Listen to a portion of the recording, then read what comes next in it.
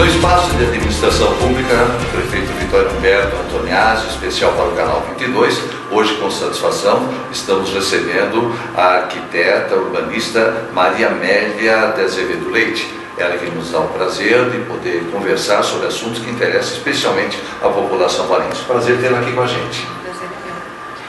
Maria Amélia, prazer, agradecer e sei que você vai dar uma grande contribuição hoje para a gente.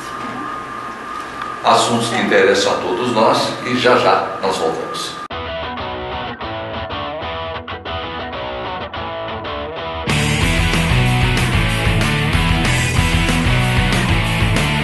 No Canal 22, hoje temos a satisfação de estar com a arquiteta urbanista Maria Amélia e inicialmente gostaria que você nos falasse para quem nos assiste a importância e o significado do plano diretor para um município, para uma cidade.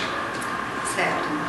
Bom, o plano diretor é uma lei municipal, por vezes o cidadão não sabe, não tem um conhecimento muito aprofundado sobre isso, mas o plano diretor é a lei principal que vai permitir que o desenvolvimento do município seja conduzido de forma a contemplar os interesses dos diversos segmentos, ou seja, o plano diretor é uma lei, né, que visa uma construção de consenso entre os diversos segmentos que produzem na cidade, que habitam na cidade, com a perspectiva de que o município possa oferecer a todos, então, uma boa qualidade de vida.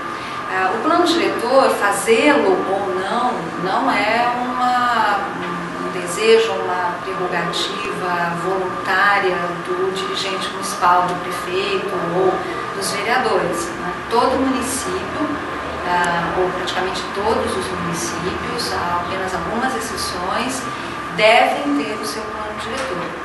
A obrigatoriedade do plano diretor hoje é definida por uma legislação federal, o Estatuto da Cidade, mesmo anteriormente pela Constituição de 1988. Os municípios brasileiros, inclusive, já tinham seus planos diretores mesmo antes da promulgação da atual Constituição, mas esses planos diretores, eles não tinham a abrangência social que hoje o plano diretor tem, depois, então, da aprovação do Estatuto da Cidade. Hoje, todos os municípios com mais de 20 mil habitantes no Brasil precisam ter os seus planos diretores.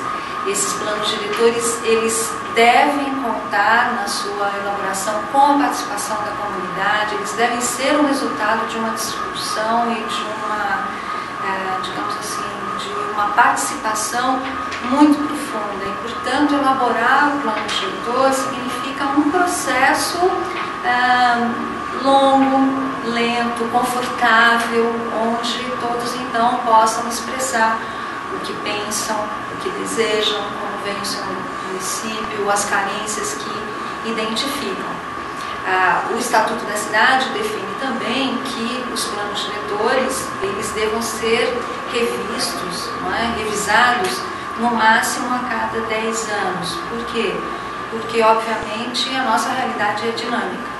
Tanto a realidade social quanto econômica, às vezes a região passa por um processo, digamos, imprevisto de desenvolvimento econômico rápido, isso altera completamente aí a questão da ocupação do território municipal, e por isso que o Estatuto da Cidade já previu que o plano diretor, então, seja uma lei que tenha essa dinâmica, ela possa ser revista, seja possível repensar questões que foram estabelecidas antes.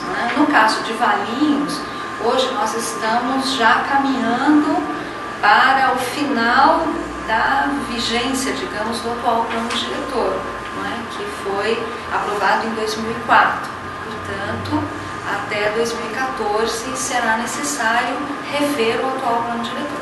Olha, o Frata está desejoso de fazer uma pergunta dentro daquilo que está acontecendo em Valinhos, principalmente agora que já está quase vencendo esse plano. Exatamente isso. Você dizia aí que esse plano diretor tem que ser elaborado com calma, confortável, muito bem pensado.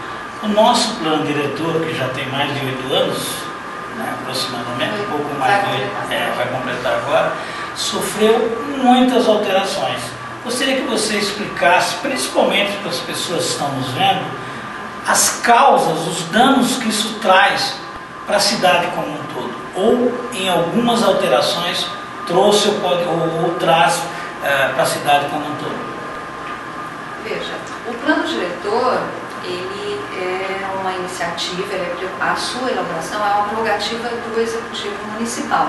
O Executivo Municipal, ele deve tomar essa iniciativa de elaborar e de fazer, de promover a revisão do plano diretor, mas o plano diretor, obviamente, para se tornar uma lei, deve passar pela aprovação na Câmara Municipal. Da mesma forma, o plano diretor, ele é passível de sofrer alterações durante esse período, digamos, dos 10 anos, né? E mediante, obviamente, essa alteração ser aprovada pela Câmara Municipal. Veja, qual é a questão importante que se deve analisar quando é promovida uma alteração, então, digamos, pontual, né? Primeiro, essa alteração, ela deve ser vista no contexto daquele conjunto que foi aprovado originalmente, né? Caso contrário, nós podemos, digamos assim, produzir algum tipo de desequilíbrio naquela ordem que se procurou construir quando o plano diretor foi elaborado no seu conjunto, né? Talvez seja importante dizer, assim, para não ficar tão abstrato, o que é, na verdade, que o plano diretor regulamenta.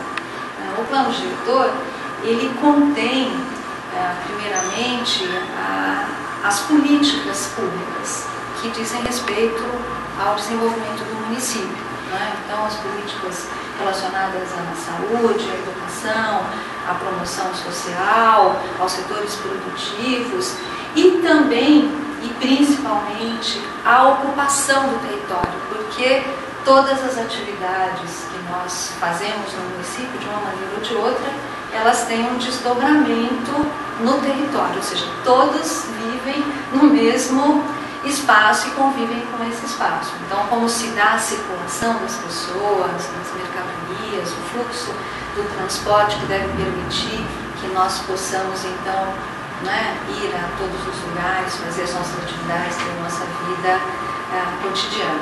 Portanto, imagina-se que quando o plano diretor ele é elaborado, nós tenhamos pensado sobre todas essas coisas no conjunto, não é? Como se fosse um quebra-cabeças, onde é importante que nós possamos encaixar todas as peças de maneira a formar, então, aquela figura harmônica que nós desejamos ter.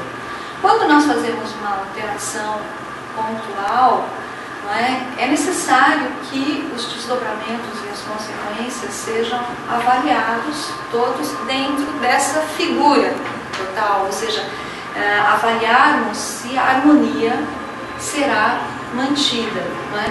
E pensando que muitas vezes as alterações que nós fazemos, por exemplo, no zoneamento, que é uma das leis complementares do plano diretor, os seus desdobramentos ocorrerão durante todo o tempo futuro, né? Então, inclusive hoje, o plano, já desde a Constituição de 1988, se colocava a obrigatoriedade da autoaplicabilidade do plano diretor, mas como nós não tínhamos outras leis que regulamentassem isso precisamente, hoje já temos a lei de responsabilidade fiscal, por exemplo, que de certa maneira vem ao encontro desse controle, né? Não havia uma preocupação muito profunda sobre, por exemplo, as consequências de nós termos uma alteração na ocupação do território municipal que comprometesse, por exemplo, áreas de mananciais ou gerasse qualquer tipo de, digamos, de prejuízo às áreas produtivas agrícolas, enfim. E, atualmente, por força até dessas novas leis, há que se considerar tudo isso, ou seja, o plano diretor, ele de fato precisa estar comprometido com o nosso futuro comum no município. Um assunto que empolga e já já a gente volta para conversar mais com a Maria Amélia.